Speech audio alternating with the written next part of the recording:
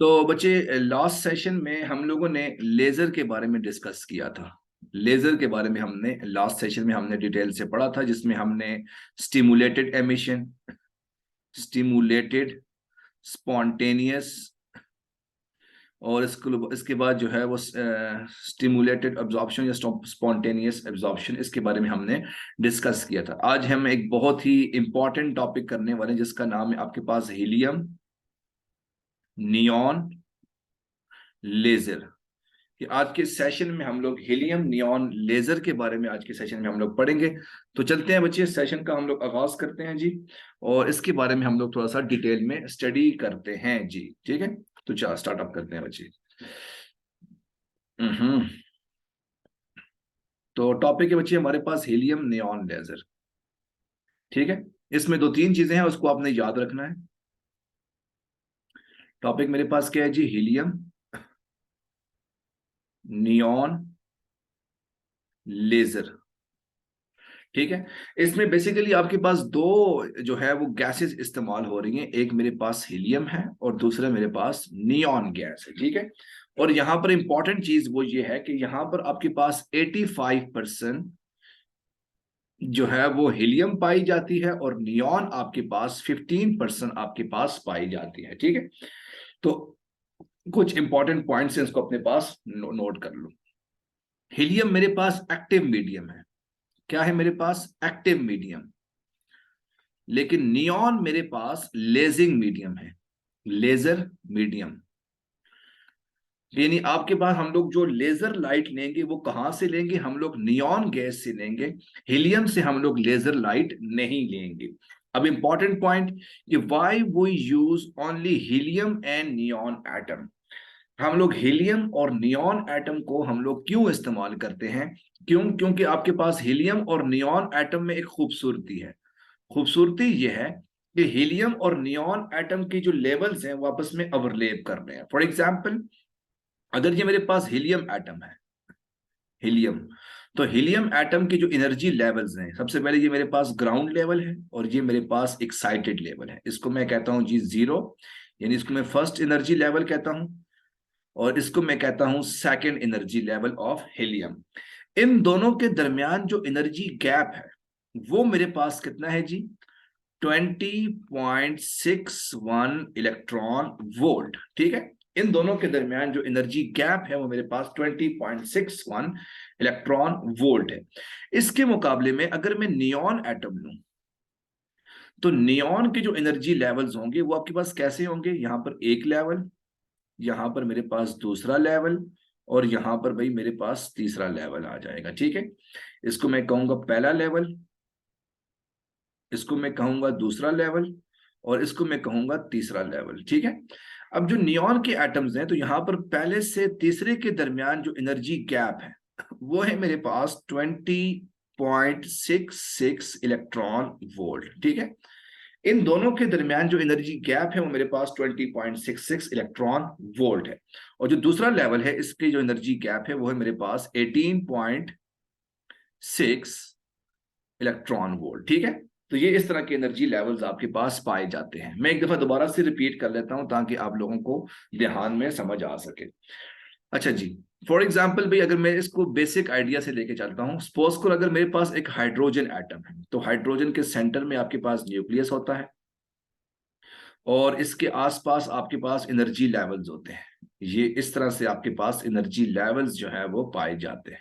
ठीक है, ये मेरे पास एनर्जी लेवल्स आपके पास पाए जाते हैं। अब आपको पता है कि हाइड्रोजन के केस में इसको हम लोग कहते हैं पहला एनर्जी लेवल, इसको हम लोग कहते हैं दूसरा एनर्जी लेवल, और ये मेरे पास क्या आ जाएगा? तीसरा एनर्जी लेवल आ जाएगा। ठीक है, अब जो पहला लेवल है हाइड्रोजन का, ये मैं हाइड्रोजन की बात कर रहा हूं। ठीक है, जो पहला लेवल है आपके पास, उस पहले लेवल में जो एनर्जी होगी वो मेरे पास कितनी होगी? इलेक्ट्रॉन की -13.6 इलेक्ट्रॉन वोल्ट, यानी 13.6 इलेक्ट्रॉन वोल्ट आपके पास होती है। ठीक है, दूसरा जो एनर्जी लेवल है हाइड्रोजन का, उसमें आपके पास क्या होती है जी? उसमें आपके पास एनर्जी होती है जी, कितनी होती है जी?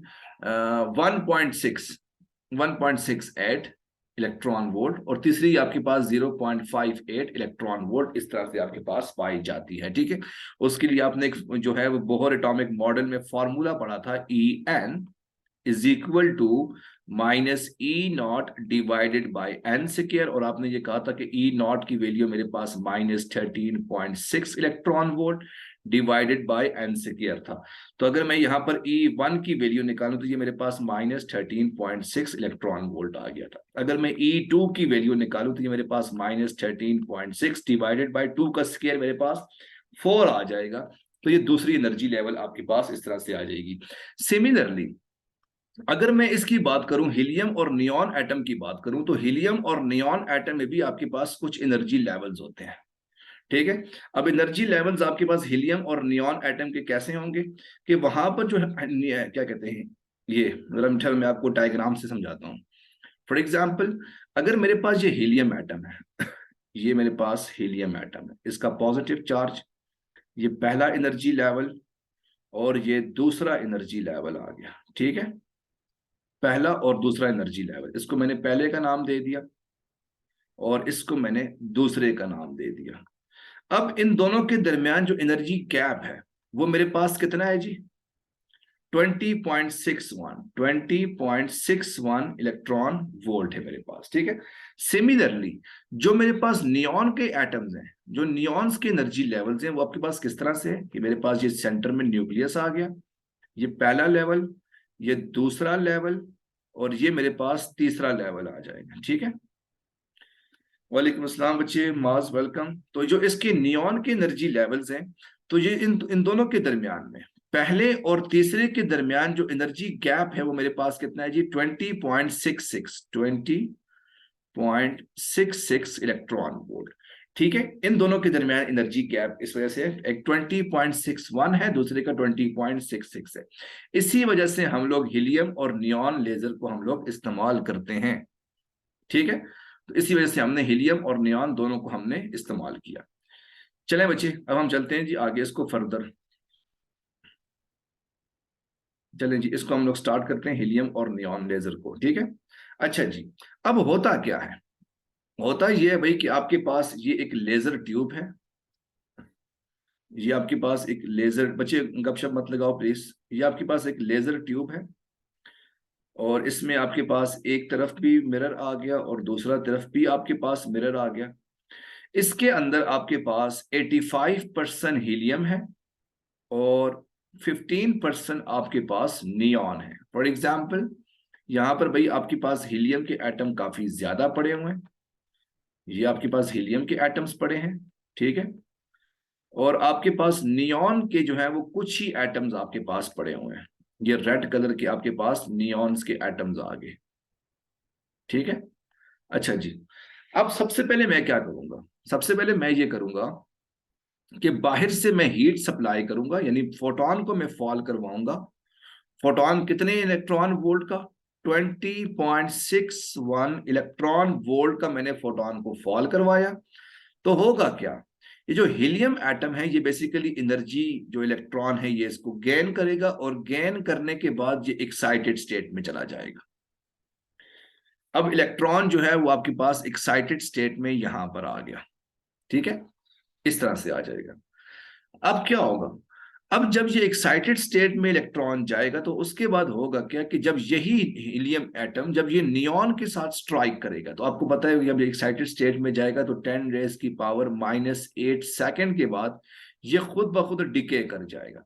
तो 10⁻⁸ सेकंड के बाद ये खुद ब खुद डिके कर जाएगा और जहां पर से जो फोटोन को निकालेगा ये आपके पास, तो ये जो मेरे पास नियॉन का एलिमेंट है इसके इलेक्ट्रॉन को ग्राउंड स्टेट से एक्साइटेड स्टेट में लेकर जाएगा।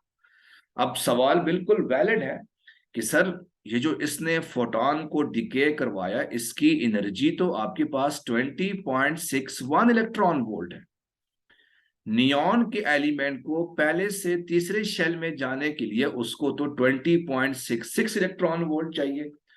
तो ये जो 0.05 इलेक्ट्रॉन वोल्ट है ये कहां से आएगी, बिल्कुल वैलिड सवाल है कि 20.61 तो हीलियम ने दे दिया, इसको तो चाहिए 20.66, तो ये 0.05 इलेक्ट्रॉन वोल्ट है। ये एनर्जी आपके पास कहां से आएगी? तो ये आपके पास आएगी due to the collision of helium nucleus with neon. अब ये जो मेरे पास कोई भी हीलियम न्यूक्लियस है वो क्या करेगा, साथ में इस नियॉन के साथ कोलाइड भी करेगा, कोलिजन भी करेगा। तो उस कोलिजन की सेंस में आपके पास 0.05 इलेक्ट्रॉन वोल्ट एनर्जी चली जाएगी और इस इलेक्ट्रॉन को ग्राउंड स्टेट से एक्साइटेड स्टेट में ये वापस ले जाएगी। बच्चे आप लोगों को ये पॉइंट क्लियर हुआ कि नहीं हुआ? अच्छा जी, फिर उसके बाद आपने बाहर से जो है वो लेजर लाइट फोटोन को फॉल करवाया और एक इलेक्ट्रॉन को स्टिमुलेटेड एमिशन करवाया और यहाँ से आपने 2 फोटोन को आपने यहाँ से निकाल लिया। तो इस तरह से आप लोग लेजर एक्शन को अचीव कर सकते हो। एक दफा मैं दोबारा से इस सारे प्रोसेस को रिपीट करता हूँ ताकि आप लोगों का जो कॉन्सेप्ट है वो थोड़ा सा और क्लियर हो जाए। एक दफा मैं दोबारा से इस प्रोसेस को रिपीट कर लेता हूँ। अच्छा जी, जरा ध्यान से देखो भाई। अच्छा जी, तो सपोज करो भाई मेरे पास ना ये कुछ 3 एटम्स पड़े हैं। ये मेरे पास पहला एटम है,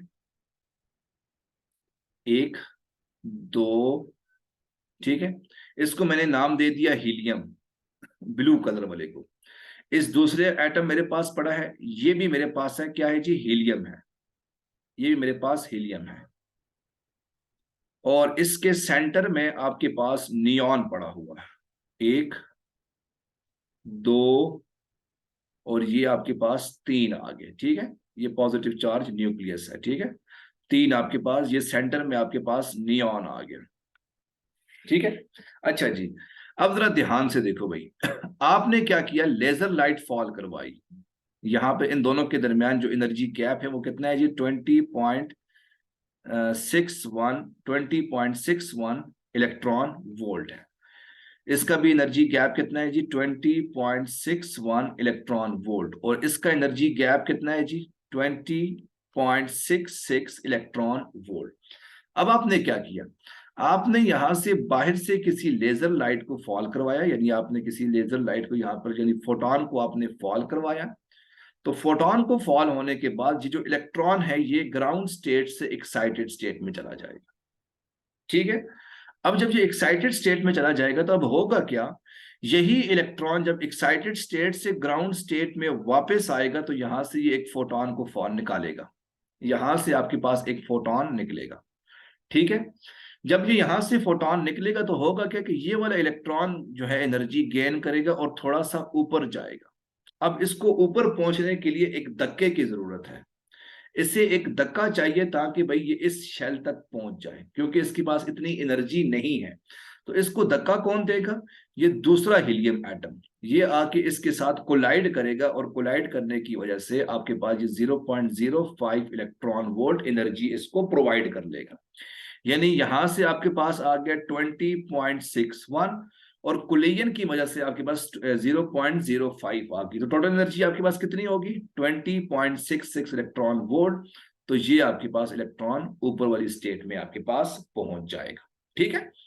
अब क्या होगा, अब आपके पास जब आपने बाहर से एक और लेजर लाइट फॉल करवाई, अब आपने क्या किया, एक और लेजर लाइट आपने फॉल करवाई और फॉल करवाने के बाद इस इलेक्ट्रॉन को एक्साइटेड स्टेट से ग्राउंड स्टेट में लेकर आ गए। इस प्रोसेस को आप लोग कहोगे स्टिमुलेटेड एमिशन। क्या कहोगे, स्टिमुलेटेड एमिशन। तो स्टिमुलेटेड एमिशन के बाद आपके पास ये 2 फोटोन जो है वो एमिट हुए और इससे आपने लेजर लाइट को आपने ऑब्टेन कर लिया, ठीक है। किसी बच्चे का कोई सवाल है और वो पूछना चाहता है तो वो काइंडली पूछ सकता है बच्चे। ये आपके पास हीलियम नियॉन लेजर है।